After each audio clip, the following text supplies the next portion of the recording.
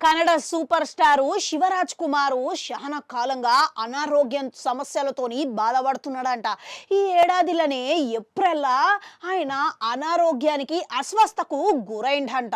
మళ్ళగప్పుడే ఆయన సతీమణి రాజకీయ పరంగా ప్రచారాలకు పోయినప్పుడు హఠాత్తుగా ఒక్కసారి ఆయన ఆరోగ్యం విషమించి ఆస్పత్రిలో చేరిన ఘటన అనేది గప్పట్ల కన్నడలోనే కాదు పరిశ్రమల మొత్తం కలకలం రేపింది.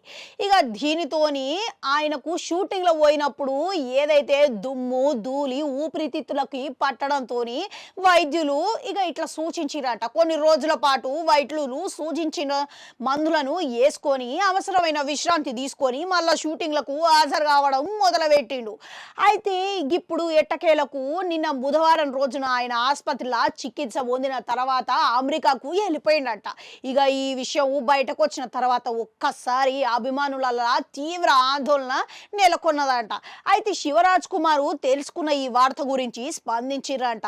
ఇక నేను మంచిగానే ఉన్నా, అసలు మీరు కంగారు పడాల్సిన అవసరం లేదు, నేను చాలా మంచిగా ఉన్నా అని చెప్పి ఆయన ఒక సందేశం పంపించిండంట.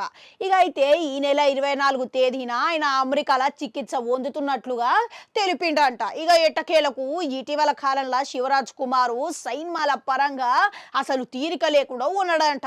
ఇక మొదట్లో చూసుకుంటే కన్నడ సైన్మాలల్లో ఎక్కువ నటించేటోళ్ళు, ఇక ఆ తర్వాత ఇప్పుడు కన్నడనే కాదు ఇతర భాషలలో గిట్లా ప్రధాన పాత్రలలో నటిస్తున్నాడు. గట్లా చూసుకుంటేనే ఇక ఆయన ఎక్కువగా తమిళ సైన్మాలలో కనబడుతున్నాడు.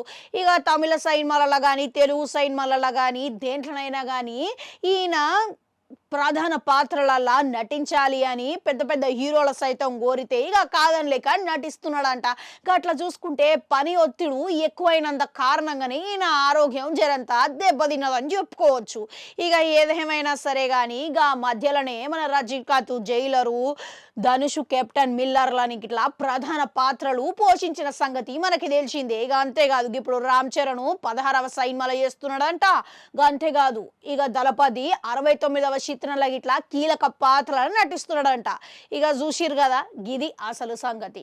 కనుక ఈయన ఆరోగ్యం ఫస్ట్ మంచిగా కుదుట పడిన తర్వాత మంచి భోజనంతో మంచి ఆరోగ్యపరంగా బయటికి తిరిగి రావాలి, షూటింగ్లకు హాజరు కావాలి, అందరినీ మెప్పించాలి అని కోరుకుంటా మళ్ళగలుద్దాం.